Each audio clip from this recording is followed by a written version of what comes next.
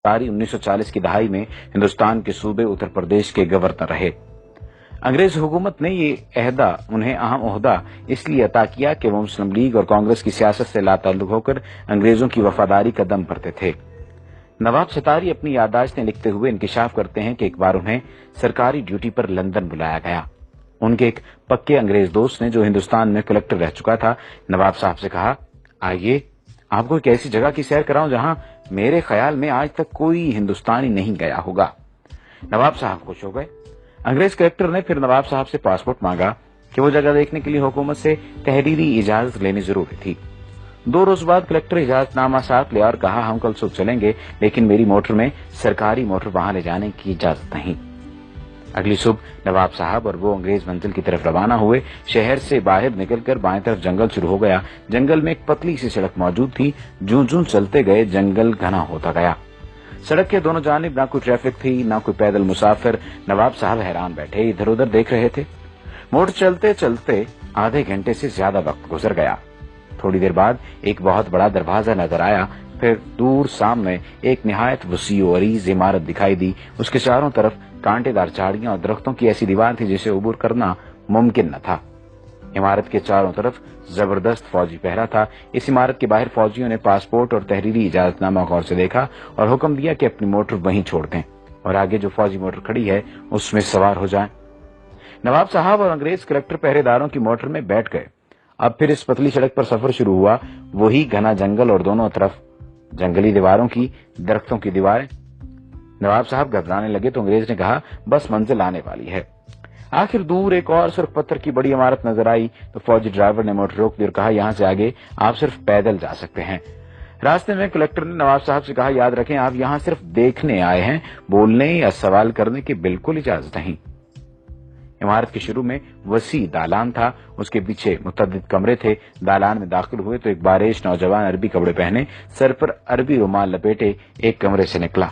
दूसरे कमरे से ऐसे ही 2 नौजवान और निकले। पहले ने अरबी लहजे में अस्सलाम वालेकुम कहा, दूसरे ने वालेकुम अस्सलाम, क्या हाल है।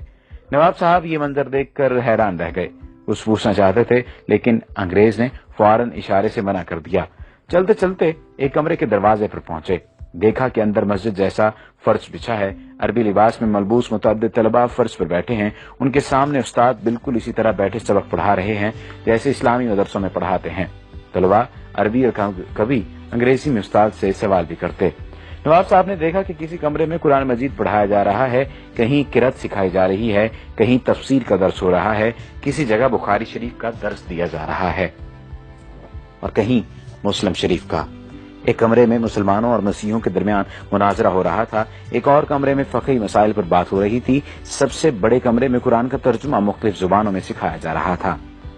उन्होंने नोट किया कि हर जगह बारीक मसले मसाइल पर जोर है, मसलन गुस्ल का तरीका, वुजू, रोजे, नमाज और सजदे साहब के मसाइल, विरासत और रज़ात के झगड़े, लिबास और दाढ़ी की वज़ाक़ता, गा गा कर आयात पढ़ना, गुस्ल खाने के आदाब, घर से बाहर जाना, लौंडी और गुलामों के मसाइल, हज के मनासिक, बकरा दुम्बा कैसा हो, छुरी कैसी हो, दुम्बा हलाल है या हराम, हज और कज़ा नमाजों की बहस, ईद का दिन कैसे तय किया जाए और हज का कैसे, मेज पर बैठकर खाना, पतलून पहनना जायज है या नाजायज, औरत की पाकी और नापाकी के झगड़े, हुजूर की मेराज रूहानी थी या जिस्मानी, इमाम के पीछे सूरह फातिहा पढ़ी जाए या नहीं, तरावी 8 है या 20, नमाज के दौरान वुजू किया जाए तो आदमी क्या करे, वुजू टूट जाए तो आदमी क्या करे, सूद मुफरत जायज है या नाजायज वगैरह। एक उस्ताद ने सवाल किया, पहले अरबी फिर अंग्रेजी में नहायत चुस्ता उर्दू में, जमात अब ये बताए कि नजरे बद, तावीज गंडा आसेब का साया बरहक है या नहीं। 35-40 की जमात बैक वक्त बैक आवाज पहले अंग्रेजी में बोली ट्रू ट्रू, फिर अरबी में यही जवाब और फिर उर्दू में। एक तालिब इल्म ने खड़े होकर कहा, अल उस्ताद, नीयत जरूरी है तो मुर्दा लोगों का हज बदल कैसे हो सकता है? यानी अगर हज के लिए नीयत जरूरी है या किसी भी काम के लिए नीयत जरूरी है तो मुर्दा लोगों का हज बदल कैसे हो सकता है? कुरान तो कहता है हर शख्स अपने अमाल का जिम्मेदार है। उस्ताद बोले, कुरान की बात मत करो, रिवायात, विर्द और इस्तिखारे में मुसलमानों का ईमान पक्का करो, सितारों, हाथ की लकीरों, मुकद्दर और नसीब में उन्हें उलझाओ।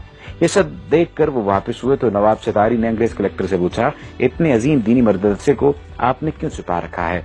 अंग्रेज ने कहा, अरे भाई, इन सब में कोई मुसलमान नहीं, ये सब ईसाई हैं। تعلیم مکمل ہونے پر انہیں مسلمان ملکوں خصوصاً مشرق وسطی، ترکی، ایران اور ہندوستان بھیج دیا جاتا ہے۔ وہاں پہنچ کر یہ کسی بڑی مسجد میں نماز پڑھتے ہیں، پھر نمازیوں سے کہتے ہیں کہ وہ یورپی مسلمان ہیں۔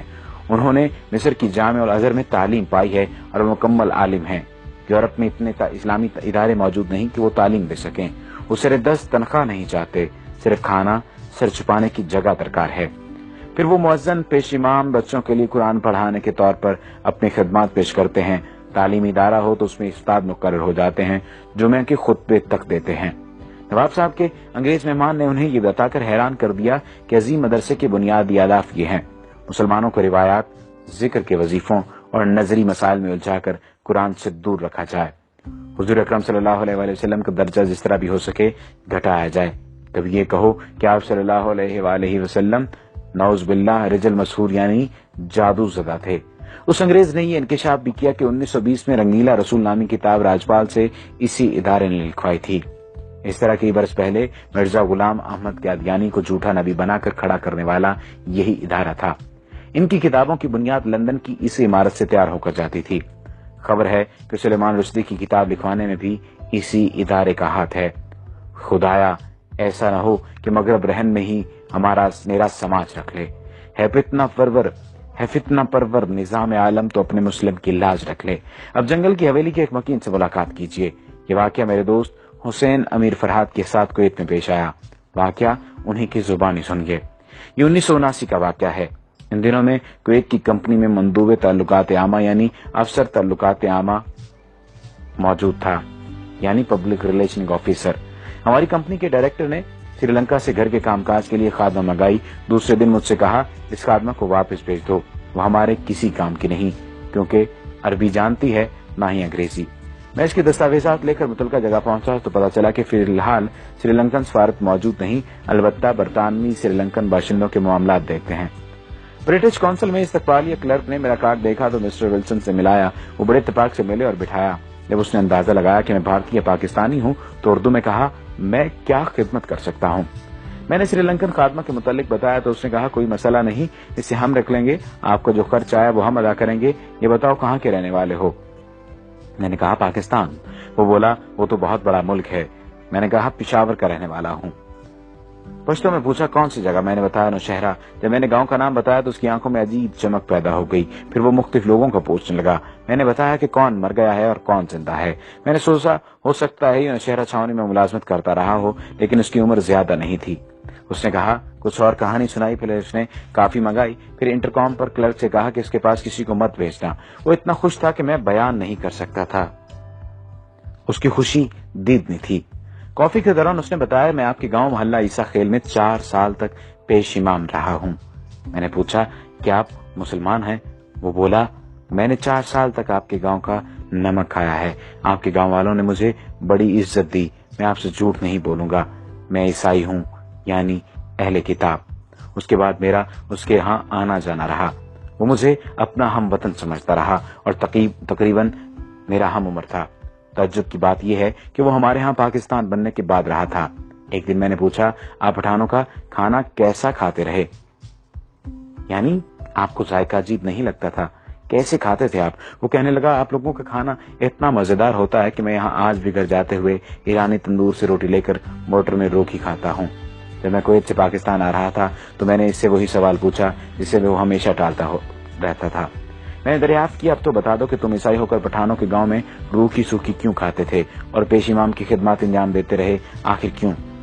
وہ کافی دیر تک سر جھکائے سوچتا رہا، پھر سر اٹھا کر میری آنکھوں میں جھانکا اور کہا ہمیں اپنے ملک کے مفادات کی خاطر بعض اوقات بہت کچھ کرنا پڑتا ہے۔ ہمارے ہاں لندن کے مضافات میں ایک مرکز ہے جہاں شکل و شبہات دے کر انگریزوں کو بیرونی مذاہب اور زبانوں کی تعلیم دی جاتی ہے۔ وہاں سے فارغ التحصیل ہو کر پھر ہمیں مختلف علاقوں میں بھیجا جاتا ہے۔ گاؤں آ کر میں نے محلہ عیسیٰ خیل کے بزرگوں کو یہ واقعہ سنایا تو ایک بوڑھے طالب علم نے کہا مجھے شک پڑا تھا مگر سب کہہ رہے تھے کہ یہ چترالی ہے۔ وہاں اکثر چترالی مولوی پیش امام ہیں، وہ بھی گورے ہیں بالکل انگریزوں کی طرح۔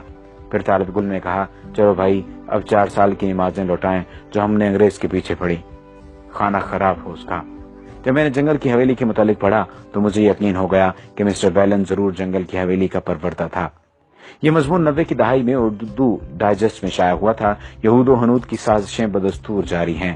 یہ مضمون اس نیت سے ضروری ترمیم اور اضافے کے ساتھ دوبارہ بھی شائع کیا گیا تاکہ سادہ مسلمان باخبر رہیں کہ دشمن انہیں کمزور کرنے